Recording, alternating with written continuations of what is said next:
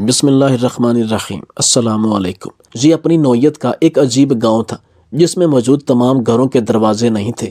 وجہ یہ تھی کہ وہاں پچھلی ایک صدی سے کوئی ایسا واقعہ نہیں ہوا تھا جس میں لوگوں کے مال و جان کو کسی قسم کا خطرہ ہو۔ لوگوں کے مال مویشی سارا دن ایک دوسرے کے کھیتوں میں چرتے پھرتے تھے اور شام کو اپنے اپنے گھروں میں واپس چلے جاتے تھے۔ اگر کسی کا دل نہ کرتا اپنے گھر واپس جانے کا تو وہ جس گھر میں ہوتا رات کو ادھر ہی قیام کرتا، بغیر کسی ڈر خوف کے۔ اگر کسی گھر میں شادی ہوتی تو گویا پورا گاؤں سجایا جاتا اور ایک دوسرے کی غمی میں بھی سب شریک ہوتے تھے۔ یہ گاؤں انسانوں کا گاؤں نہیں لگتا تھا کیونکہ یہاں پر بہت زیادہ احساس، پیار، محبت پایا جاتا تھا۔ نہایت ذہین اور معصوم لوگ رہتے تھے۔ ایسا لگتا تھا جیسے یہ کوئی اللہ تعالیٰ کی خاص مخلوق ہے۔ مہمان نوازی جس طرح یہ کرتے تھے اس طرح کوئی بھی نہ کرتا تھا۔ اس دور میں جب بھی ان کے گاؤں میں کوئی بھی ماں، بہن، بیٹی، کوئی بھی عورت کسی بھی شکل میں جاتی تو وہ اس کو بغیر چادر کے اپنے گاؤں سے واپس نہیں آنے دیتے تھے۔ اسی گاؤں میں ایک ذمہ دار اور سرپنچ جس کا نام راجہ خسرو پرویز تھا۔ یہ کاشتکار ہونے کے ساتھ ساتھ ایک انگریز کمشنر کا منشی بھی تھا۔ کرپال وانا گاؤں کے مسائل حل کرانے میں پیش رہتا تھا اور تمام گاؤں والے راجہ خسرو پرویز کی بہت عزت کرتے تھے۔ ایک دفعہ منشی کی بیٹی رمضان کے مہینے میں کپاس کے کھیت میں کپاس چن رہی تھی کہ ایک عجیب واقعہ پیش آیا۔ کسی نامعلوم آدمی نے اچانک پیچھے سے چاندنی پر ایک نشہ آور کپڑا پھینکا۔ اس سے پہلے کہ چاندنی مڑ کر اس شخص کو دیکھ پاتی وہ بے ہوش ہو کر کھیت میں گر پڑی۔ اس ملعون شخص نے چاندنی کو داغدار کیا جبکہ وہ کھیت کے درمیانی حصے میں موجود تھی اور وہاں کسی کی آمد و رفت کا امکان نہیں تھا۔ کافی دیر بعد ہوش آیا تو وہ نیم برہنہ حالت میں تھی۔ اس کے آدھے کپڑے پھٹ چکے تھے اور اسے اس بات کی بھنک لگ چکی تھی کہ اسے زیادتی کا نشانہ بنایا گیا۔ چاندنی کا جسم سر سے لے کر پاؤں تک پسینے سے شرابور تھا اور وہ ڈر کے مارے کانپ رہی تھی کہ اب کیا کریں۔ اس کے دل میں خیال آیا کہ کنویں میں چھلانگ لگا کر خودکشی کر لے اور اپنی زندگی ختم کر لے، مگر پھر اپنے باپ یعنی منشی کا خیال آیا۔ وہ جانتی تھی کہ اس کا باپ اسی کے سہارے ہی زندہ ہے اور وہ اپنے باپ کی اکلوتی اولاد ہے۔ ماں کی وفات کے بعد باپ بیٹی ایک دوسرے کا سہارا تھے۔ اچانک چاندنی کی نظر زمین پر پڑے چند سونے کے سکوں پر پڑی اور سکوں کے ساتھ ہی کپاس کے پتے پر ایک تحریر بھی لکھی تھی۔ چاندنی نے تحریر پڑھی۔ اس پر لکھا تھا: مسلسل گھنٹے تک مجھے لطف اندوز کرنے کا بہت شکریہ۔ یہ میری زندگی کا یادگار گھنٹہ تھا جس کو میں مفت میں کیش نہیں کرنا چاہتا، اس لیے ان لمحوں کی قیمت بھی ادا کی ہے۔ یہ سونے کے سکے تمہاری عزت لوٹنے کے بدلے میں تمہیں دے رہا ہوں۔ اگر پھر کبھی موقع ملا تو سونے کے سکوں کا ڈھیر لگا دوں گا۔ یہ تو آج میں راستے سے گزر رہا تھا اور میرے پاس یہی تھے۔ چاندنی کو کچھ سمجھ آیا اور کچھ سمجھ نہ آیا کہ کپاس کے پتے پہ کیا لکھا ہوا ہے۔ کافی سوچ بچار کے بعد جب اسے کچھ سمجھ نہ آیا تو گھر کی بجائے انگریز کی عدالت میں جا پہنچی اور اپنے باپ کا سامنا نہیں کر سکتی تھی۔ اسے معلوم تھا کہ اگر اس کے باپ نے چاندنی کو اس حالت میں دیکھ لیا تو وہ دنیا میں کسی کو منہ دکھانے کے قابل نہیں رہے گا اور وہ خودکشی کر لے گا۔ عدالت میں بڑی مشکل سے پہنچی اور کہنے لگی کہ قاضی صاحب، میں اس گاؤں کی بیٹی ہوں اور میرے ساتھ یہ ظلم ہوا ہے۔ اگر آج کا سورج غروب ہونے سے پہلے میرا مجرم نہ پکڑا گیا تو یہ دوسرا ظلم ہوگا۔ قاضی نے جب چاندنی کو اس حالت میں دیکھا تو غصے سے لال پیلا ہو گیا۔ چاندنی نے اس کے سامنے پتے پر لکھی تحریر اور سونے کے سکے رکھ دیے اور کہا کہ میرے پاس صرف یہی ثبوت ہے۔ قاضی نے حکم دیا کہ اس گاؤں کے تمام مردوں کو عدالت کے احاطے میں جمع کیا جائے۔ کچھ ہی دیر میں تمام مرد عدالت میں جمع ہوئے اور ایک ماہر شناسی کو بھی بلایا گیا جو لکھائی کی شناخت کر سکتا تھا۔ شناسی نے ایک ایک کر کے سب کی لکھائی کی مگر کسی کی بھی ہینڈ رائٹنگ میچ نہ ہوئی۔ چاندنی کا باپ منشی بھی عدالت میں پہنچ گیا اور بلند آواز میں چیخ کر کہنے لگا: آج تم سب کے لیے مر جانے کا مقام ہے۔ میں نے تم لوگوں کے حقوق کی جنگ لڑی، جس قوم کی فلاح کے لیے دن رات محنت کی، مگر افسوس کہ تم نے میری بیٹی کو ہی داغدار کر ڈالا۔ عدالت میں موجود تمام لوگوں نے منشی سے کہا کہ یہ جرم کرنے سے پہلے ہم ہلاک نہ ہو جاتے۔ ہم نے ایسا کچھ نہیں کیا۔ چاندنی کو اپنی سگی بہنوں سے بڑھ کر سمجھتے تھے۔ عدالت میں موجود ایک بوڑھے شخص نے کہا: قاضی صاحب، چاندنی کے ساتھ زیادتی کرنے والا شخص بڑا چالاک تھا۔ ایسے محسوس ہوتا ہے جیسے اس کے دل میں انتقام کی آگ جل رہی تھی۔ ورنہ وہ پتے پر تحریر نہ لکھتا اور نہ ہی سونے کے سکے رکھ کر جاتا۔ قاضی نے منشی سے پوچھا کہ تمہارا کسی سے کوئی جھگڑا تو نہیں؟ جس پر منشی نے بتایا کہ ایسی کوئی بات نہیں، ہمارا کسی سے کوئی جھگڑا نہیں، نہ ہی میں نے زندگی میں کسی سے بحث کی اور نہ کسی کا دل دکھایا۔ سونے کے سکوں کو دیکھ کر قاضی کے دماغ میں ایک ترکیب آئی۔ کافی دیر سوچنے کے بعد قاضی نے سپاہیوں سے کہا کہ پانی کا ایک بڑا سا برتن لایا جائے، اس پانی کو آگ پر گرم کیا جائے۔ میں دیکھتا ہوں کہ جب مجرم کو کھولتے ہوئے پانی میں ڈالا جائے گا تو اپنے گناہ کا اقرار کیسے نہیں کرے گا۔ عدالت میں موجود سب لوگ خوف سے کانپنے لگے اور قاضی سے التجا کرنے لگے کہ خدا کی قسم، ہم بے گناہ ہیں، ہمارے ساتھ ایسا ظلم مت کرو۔ ایک بڑے سے کڑاہ میں پانی ڈال کر اسے بہت زیادہ آگ کی طرح گرم کیا گیا۔ قاضی نے حکم دیا کہ عدالت میں موجود تمام مرد قطار میں کھڑے ہو جائیں۔ یہ بات سنتے ہی گاؤں کے مرد حضرات کی چیخیں نکل گئیں۔ انہیں اپنی موت اپنی آنکھوں کے سامنے نظر آنے لگی۔ ایک بڑی عمر کے دیہاتی نے قاضی سے کہا کہ قاضی صاحب، مجھے آپ کھولتے ہوئے پانی کے کڑا میں نہ ڈالیں بلکہ سیدھا آگ میں ہی ڈالیں۔ جب آپ نے ہم سب کو بے گناہ مارنے کا ارادہ کر ہی لیا ہے تو پھر ایسی سزا دیں جو سب سے زیادہ تکلیف دہ ہو۔ قاضی نے قطار میں کھڑے مردوں کو گننا شروع کیا اور سپاہی سے کہا کہ وہ سونے کے سکے لے آؤ۔ سپاہی سونے کے سکے قاضی کے سامنے لایا تو قاضی نے انہیں کھولتے ہوئے پانی میں ڈالا۔ عدالت میں موجود تمام لوگ قاضی پر حیران ہوئے کہ یہ آخر کرنے کیا جا رہا ہے، مگر اب انہیں اس بات کا یقین ہو چکا تھا کہ کم از کم ہم تو پانی میں نہیں ڈالے جائیں گے۔ قاضی نے کڑاہ پر پانی کے اوپر والی تہ پر غور کیا اور فوراً سپاہیوں کو حکم دیا کہ اس گاؤں کے جتنے بھی قصاب ہیں ایک ایک کو ڈھونڈ ڈھونڈ کر عدالت میں پیش کیا جائے۔ سپاہی جانتے تھے کہ اس گاؤں میں صرف 2 ہی قصاب گوشت فروخت کرتے ہیں، جو اسی قطار میں موجود تھے جو عدالت کے احاطے میں قاضی کے کہنے پر بنائی گئی قطار میں کھڑے تھے۔ قاضی نے دونوں کو آگے آنے کا حکم دیا۔ ایک کا نام رمضان قصائی اور دوسرے کا نام مولوی شکایت اللہ قصائی تھا۔ قاضی نے گاؤں والوں سے پوچھا کہ آج کے دن دونوں نے دکان کھولی تھی یا نہیں۔ سب گاؤں والے جانتے تھے کہ مولوی شکایت اللہ قصائی جمعہ کے دن گوشت فروخت نہیں کرتا، جبکہ رمضان قصاب ہفتے کے 7 دن گوشت فروخت کرتا ہے۔ قاضی نے رمضان قصاب کو حوالات میں بند کیا اور سپاہیوں سے کہا اسے اس وقت تک مارتے رہو جب تک یہ اپنے جرم کا اعتراف نہ کر لے۔ انہوں نے قصاب کو تشدد کا نشانہ بنایا تو اس نے اپنے جرم کا اعتراف کر لیا۔ سب گاؤں والے حیران تھے کہ قاضی نے مجرم کو کیسے پکڑا اور اس کی شناخت آخر کیسے کی۔ قاضی نے کہا کہ جب میں نے ان سکوں کو کھولتے ہوئے پانی میں ڈالا تو پانی پر گوشت کی چکنائی کی ایک تہ بن گئی۔ بس مجھے سمجھ آ گئی اور میرا دل مطمئن ہو گیا کہ یہ کام ایسا شخص کر سکتا ہے جس نے یا تو کوئی تازہ جانور کی پیدائش کر کے آیا ہو یا پھر پھٹے پر گوشت فروخت کرتا ہو۔ تحقیق کرنے پر پتہ چلا کہ گاؤں میں آج کسی نے کوئی جانور ذبح نہیں کیا تو سارا شک ان 2 قصاب پر ہی ہوا۔ آج چونکہ جمعے کا دن تھا لہٰذا مولوی صاحب نے آج اپنا پھٹا بند کر رکھا تھا، جبکہ رمضان قصاب کی دکان کھلی تھی۔ اس نے چاندنی کو کپاس کے کھیت میں اکیلے ہی جاتے دیکھا تو ادھر سے ہی چاندنی کا پیچھا کیا، انہی گوشت والے ہاتھوں سے سکے جیب میں ڈالے، پھر جیب سے باہر بھی نکالے۔ جس وقت چاندنی کپاس کے کھیت میں گئی تھی اس وقت اس کی دکان بھی بند تھی، تو اسی پر شک کیا گیا اور اب تو اس نے اپنے جرم کا اعتراف بھی کر لیا۔ قصاب کو اس کے جرم کی عبرتناک سزا دی گئی۔ اسے سپاہیوں نے پکڑ کر اسی کھولتے ہوئے پانی کے کڑا میں ڈال دیا۔ سب دیہاتیوں نے اپنی آنکھوں سے اسے تڑپتے ہوئے دیکھا اور اس کی چیخیں سنی۔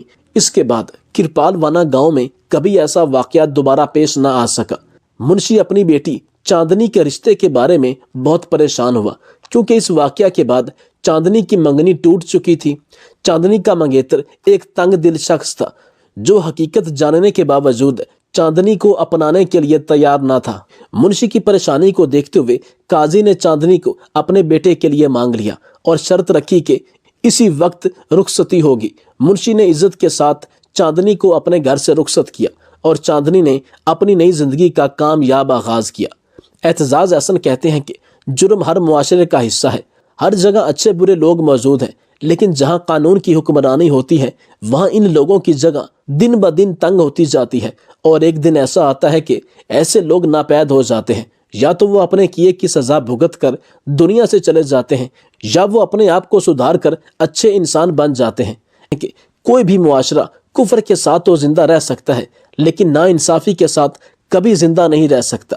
کوئی بھی معاشرہ، کوئی بھی قوم جس میں انصاف کا بول بالا ہو، وہ تھوڑے یا زیادہ عرصے میں ترقی کی راہ پا لے گا۔ جہاں انصاف نہیں، وہاں اگر سونے کے مینار بھی ہوں تو وہ معاشرہ، وہ قوم کبھی ترقی کرنا تو دور کی بات، دن بدن پستی اور ضلالت کی دلدل میں دھستی چلی جائے گی۔ آخر میں جس دن پاکستان میں صرف حقیقی عدل کا نظام قائم ہو گیا، میں لکھ کر دیتا ہوں کہ اسی دن سے پاکستان کی معاشی حالت، بے روزگاری اور جتنے مسائل ہیں وہ ہر آئے روز کم ہوتے چلے جائیں گے۔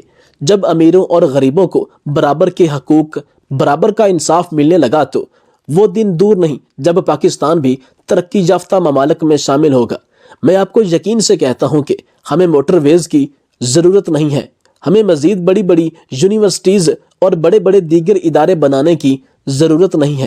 ہمیں چاہیے کہ اسلام کی بنیادی تعلیمات پر عمل کر کے صرف انصاف کو ہر ادارے، ہر سیکٹر، ہر طبقے میں حقیقی معنوں میں لاگو کیا جائے تو آپ دیکھیے کہ کس طرح پاکستان کی تقدیر بدلتی ہے۔ قطب الدین مصر کا مشہور بدماش اور نامی گرامی چور تھا۔ ایک دفعہ وہ اپنے سپاہیوں کے ساتھ جنگل سے گزر رہے تھے تو اس کی نظر ایک قافلے پر پڑی۔ یہ اپنے سپاہیوں کے ساتھ اس قافلے پر حملہ آور ہوا تو اس کی نظر ایک کم سن بچی پر پڑی۔ قطب الدین نے جب اس کے باپ سے دینار چھینے اور واپس جانے لگا تو بچی نے کہا کہ تجھے ایک نہ ایک دن مرنا ضرور ہے۔ اپنی عمر کے لحاظ سے بچی نے بہت بڑی بات کی تھی، اس لیے اس کی بات نے قطب الدین کے دل پر اثر کیا۔ اس نے اسی وقت یہ قافلہ چھوڑنے کا فیصلہ کیا۔ اس نے قافلے کو سارا سامان واپس کر دیا اور اپنے ساتھیوں سے کہا کہ اپنے اپنے گھر واپس چلے جاؤ۔ سب ڈاکو جب اپنے اپنے گھر واپس چلے گئے تب قطب الدین مسجد کی طرف روانہ ہوا۔ کئی گھنٹے اپنے گناہوں کی معافی مانگتا رہا، پھر اچانک اس کے دل میں خیال آیا کہ اللہ تعالیٰ بھی مجھے تب ہی معاف کرے گا جب اس کے بندے مجھے معاف کریں گے۔ اس نے ایک لسٹ بنائی جن لوگوں کو اس نے لوٹا تھا۔ لسٹ میں نام لکھتے لکھتے اس کو ایک بیوہ عورت یاد آئی۔ اسی وقت اس کے پیروں تلے سے زمین نکل گئی۔ وہ بھاگتا ہوا بیوہ عورت کے گھر گیا، مگر اب وہاں دروازے پر ایک تالا لگا ہوا تھا تو پوچھنے پر کسی کو بھی معلوم نہیں تھا کہ وہ عورت کہاں چلی گئی۔ قطب الدین مایوس ہو کر اپنے گھر پہنچا۔ وقت تیزی سے گزرتا گیا۔ آخر ایک دن اس نے فیصلہ کیا اور ایک عورت سے شادی کر لی۔ 2 سال کے بعد اللہ تعالیٰ نے اسے ایک بیٹی عطا کی۔ اس کے دل میں اللہ تعالیٰ کا خوف تھا۔ اس نے ہمت نہ ہاری۔ جس عورت کے ساتھ اس نے بدکاری کی تھی وہ مہینے میں 3-4 بار اس عورت کے گھر ضرور جاتا کہ شاید وہ عورت واپس آ جائے یا کوئی شخص مجھے اس کا پتہ ہی بتا دے، مگر وہ ہمیشہ ناکام ہی لوٹتا۔ قطب الدین کے چہرے پر ہمیشہ افسردگی رہتی۔ اس کی بیوی اس سے پوچھتی تھی کہ مگر وہ خاموش ہی رہتا۔ ایک دن وہ جمعہ کی نماز ادا کرنے مسجد گیا اور خطیب صاحب کسی موضوع پر خطبہ دے رہے تھے۔ خطیب نے کہا کہ زنا ایک قرض ہے، جس نے بھی یہ قرض لیا تو اسے دنیا ہی میں واپس کرنا ہوگا۔ یہ سنتے ہی اس کے چہرے کا رنگ زرد ہو گیا۔ جب وہ گھر واپس آیا تو دھاڑے مار مار کر رونے لگا۔ کبھی وہ اپنی بیٹی کی طرف دیکھتا تو کبھی بیوی کی طرف، مگر وہ کسی کو کچھ نہیں بتا سکتا تھا۔ بس اس نے اپنی بیوی سے اتنا ضرور کہا کہ تم نے گھر سے باہر ایک قدم بھی نہیں رکھنا اور نہ ہی میری بیٹی کو باہر جانے دینا ہے۔ وہ جب گھر سے باہر کسی کام کے سلسلے میں نکلتا تو گھر کو تالا لگا کر جاتا۔ قطب الدین حد سے زیادہ ڈر چکا تھا اور بہت محتاط ہو گیا۔ اسی طرح کئی برس گزر گئے، حتیٰ کہ اس کی بیٹی جوان ہو گئی۔ اس نے اپنی بیٹی کے لیے ایک رشتے کی تلاش شروع کر دی۔ ایک دفعہ قطب الدین گھر کو تالا لگا کر کسی کام کے سلسلے میں باہر گیا اور جب واپس آیا تو اس کی بیٹی کی طبیعت اچانک بہت خراب ہو گئی۔ وہ جلدی سے بیٹی کو کسی حکیم کے پاس لے گیا۔ حکیم نے قطب الدین کی بیٹی کو دیکھا تو علاج کے علاوہ کئی اور خیالات اس کے ذہن میں گھوم رہے تھے، کیونکہ قطب الدین مصری کی بیٹی بہت ہی خوبصورت تھی۔ حکیم نے قطب الدین سے کہا کہ آپ اور آپ کی بیوی چلے جائیں، میں لڑکی کا اکیلے میں علاج کرنا چاہتا ہوں۔ قطب الدین اس حکیم سے اچھی طرح واقف تھا کہ وہ ایک شریف انسان ہے اور آج تک اس کی کبھی میں نے کوئی برائی نہیں سنی۔ یہ اللہ کا نیک اور برگزیدہ بندہ ہے، مگر وہ یہ بات بھول چکا تھا کہ شیطان کسی بھی وقت انسان پر غالب ہو سکتا ہے۔ حکیم نے لڑکی کو ایک بے ہوشی کی دوا پلا کر زیادتی کا نشانہ بنا ڈالا۔ قطب الدین اور اس کی بیوی جب واپس آئے تو حکیم نے کہا کہ میں نے لڑکی کو دوا پلا دی ہے، ہوش میں آنے کے بعد یہ مکمل طور پر ٹھیک ہو جائے گی۔ لڑکی کو جب ہوش آیا تو وہ ٹھیک تو ہو گئی مگر اپنی کیفیت کسی کو نہیں بتا سکتی تھی۔ کچھ عرصے کے بعد لڑکی حاملہ ہو گئی تو اس نے یہ بات اپنی ماں کو بتائی۔ لڑکی کا ایک اچھے خاندان میں رشتہ طے ہو چکا تھا، مگر جب وہ رشتہ پکا کرنے اور دین لین کی بات کرنے اور شادی کی تاریخ مقرر کرنے آئے تو لڑکے کی ماں ایک عقل مند خاتون تھی۔ اس کو فوری یقین ہو گیا کہ لڑکی حاملہ ہو چکی ہے۔ اس نے نہ صرف اس رشتے سے انکار کر دیا بلکہ پورے علاقے میں قطب الدین اور اس کی بیٹی کو بدنام کر دیا۔ لوگوں نے یہاں تک کہنا شروع کر دیا کہ ایک ڈاکو کی بیٹی نیک تو ہو ہی نہیں سکتی۔ قطب الدین کو جب اس بات کا علم ہوا تو ہاتھ میں تلوار لہراتا ہوا بیٹی کے پاس آیا اور کہا، سچ سچ بتاؤ کس کے ساتھ منہ کالا کیا تھا، بتاؤ ورنہ ابھی کی ابھی سر تن سے جدا کر دوں گا۔ بیٹی نے رو رو کر کہا، مجھے کسی بھی مرد نے آج تک نہیں چھوا سوائے ایک ایسے شخص کے جس نے میرا علاج کیا۔ اس نے میری مجبوری اور بے بسی کا فائدہ اٹھایا۔ قطب الدین حکیم کے پاس گیا تو وہ پہلے ہی یہ علاقہ چھوڑ کر کہیں جا چکا تھا۔ قطب الدین نے اس حکیم کو تلاش کرنے کی بہت کوشش کی لیکن اس حکیم کا کچھ پتہ نہ چلا۔ قطب الدین نے تلوار نیام میں پھینکی، ادھر ہی مٹی میں بیٹھ گیا اور زمین سے مٹی اٹھا کر سر میں ڈالنے لگا اور ساتھ ساتھ دھاڑے مار کر رونے لگا۔ کچھ دیر بعد وہ اس حالت میں گھر واپس آیا کہ اس کا گریبان کھلا ہوا تھا، سر میں مٹی تھی اور چہرے پر بے پناہ غم نظر آ رہا تھا۔ قطب الدین کی بیوی نے اسے سنبھالا، پانی پلایا۔ قطب الدین نے پانی پینے سے انکار کر دیا اور بیوی سے کہا کہ مجھے آج میرا قرض واپس مل چکا ہے۔ بیوی نے کہا کہ کیسا قرض؟ میں آپ کی بات کا مطلب نہیں سمجھی۔ پھر قطب الدین نے کہا کہ آج سے تقریباً 21 سال پہلے میں اپنے ساتھیوں کے ساتھ ایک بیوہ عورت کا گھر لوٹنے گیا تھا۔ ہم نے اس کا سارا زیور اور نقدی وغیرہ لوٹ لی اور اس کے بعد میں بیوہ کی طرف بڑھا۔ وہ مجھے اللہ کا واسطہ دے کر کہتی رہی کہ میری عزت کے ساتھ مت کھیلنا، مگر میں باز نہ آیا اور اس کو زیادتی کا نشانہ بنا ڈالا۔ میں اس پر بھی نہ رکا۔ میں نے اپنے ساتھیوں سے کہا کہ تم بھی اپنی خواہش پوری کر لو۔ وہ بیوہ کچھ عرصے بعد حاملہ ہو گئی۔ ذلت سے بچنے کے لیے اس نے خودکشی کرنا چاہی، مگر یہ سوچ کر اس نے خودکشی نہ کی کہ میرے پیٹ میں جو بچہ ہے اس کا کیا قصور ہے، اور نیت اور دلوں کے حال تو اللہ بہتر جانتا ہے۔ وہ بھاگتی ہوئی قبیلے کے ایک مشہور عالم کے پاس آئی اور کہا کہ ایک جھوٹ بول کر میری پردہ پوشی کر لیجئے۔ عالم نے کہا، کون سا جھوٹ؟ بیوہ نے کہا کہ میرے بطن میں ایک ناجائز بچہ ہے جو کہ زبردستی زنا کی صورت میں وجود میں آیا ہے۔ جب یہ بچہ پیدا ہوگا تو لوگ میرے پاس ضرور پوچھنے آئیں گے کہ یہ بچہ کس کا ہے۔ میں لوگوں کو آپ کے پاس بھیج دوں گی کیونکہ میرا خاوند فوت ہو چکا ہے اور میں پہلے ہی زندگی کے دکھوں کی ماری ہوئی ہوں۔ میں تو خودکشی کرنا چاہتی تھی لیکن اس معصوم بچے کی خاطر میں نے یہ قدم نہیں اٹھایا۔ آپ کو خدا کا واسطہ میرا بھرم رکھ لیجئے، نہیں تو میں جیتے جی مر جاؤں گی۔ عالم نے عورت کی بے بسی دیکھ کر کہا کہ ٹھیک ہے، تم لوگوں کو میرے پاس بھیج دینا۔ وقت گزرتا رہا اور جب اس بچے کا دنیا میں آنے کا وقت ہوا تو جب وہ بچہ پیدا ہوا تو علاقے کے لوگ بیوہ عورت کے پاس آئے اور کہا کہ بتاؤ کس کے ساتھ منہ کالا کیا؟ بیوہ نے جواب دیا کہ مجھ پر کوئی الزام مت لگاؤ، فلاں عالم نے مجھ سے خفیہ نکاح کیا ہوا تھا، یہ بچہ بھی اسی کا ہے۔ اگر تم لوگوں کو میری بات کا یقین نہیں آتا تو جا کر اس سے پوچھ لو۔ میں نے کوئی گناہ نہیں کیا اور نہ ہی کسی کے ساتھ منہ کالا کیا ہے، بلکہ حق اور شرعی طریقے سے جائز نکاح کیا ہے۔ عالم کی اپنی کوئی اولاد نہیں تھی، اس لیے لوگ قطار در قطار تحفے تحائف لے کر اس کے گھر کے سامنے جمع ہونے لگے اور اسے مبارکباد دینے لگے۔ 2 سال تک وہ اس عورت کو خرچہ بھیجتا رہا، یہ کہہ کر کہ یہ میرے بچے کا حق ہے اور میرا فرض ہے کہ میں اس کی کفالت کروں۔ مگر وہ عالم اس وقت حیران ہوا جب وہ بیوہ اس کے پاس 2 سال کے جمع شدہ دینار لے کر آئی اور کہا کہ وہ بچہ اب اس دنیا میں نہیں رہا، یہ دینار آپ کی امانت ہے، آپ کا یہی مجھ پر احسان کافی ہے کہ آپ نے میری پردہ پوشی کی۔ عورت 2 سال تک دینار جمع کرتی رہی اور اپنی ذات پر 1 دینار بھی خرچ نہیں کیا۔ جس گھر میں وہ عالم رہتا تھا اس کا مالک میرا جاننے والا تھا۔ اس نے ایک دن مجھے ساری روداد سنائی تو میرے رونگٹے کھڑے ہو گئے۔ یہ سب سننے کے بعد مجھے میری اتنی بڑی غلطی کا احساس ہوا، میں بہت رویا پیٹا لیکن کچھ حاصل نہ ہوا کیونکہ اسی عورت کو میں نے داغدار کیا۔ میں اس عالم کے پاس بھی عورت کا پتہ پوچھنے گیا تو اس نے بتایا کہ وہ آخری بار مجھے دینار واپس کرنے آئی تھی، اس کے بعد وہ شہر چھوڑ کر چلی گئی۔ کاش کہ وہ مجھے مل جاتی تو میں اس سے معافی مانگ لیتا۔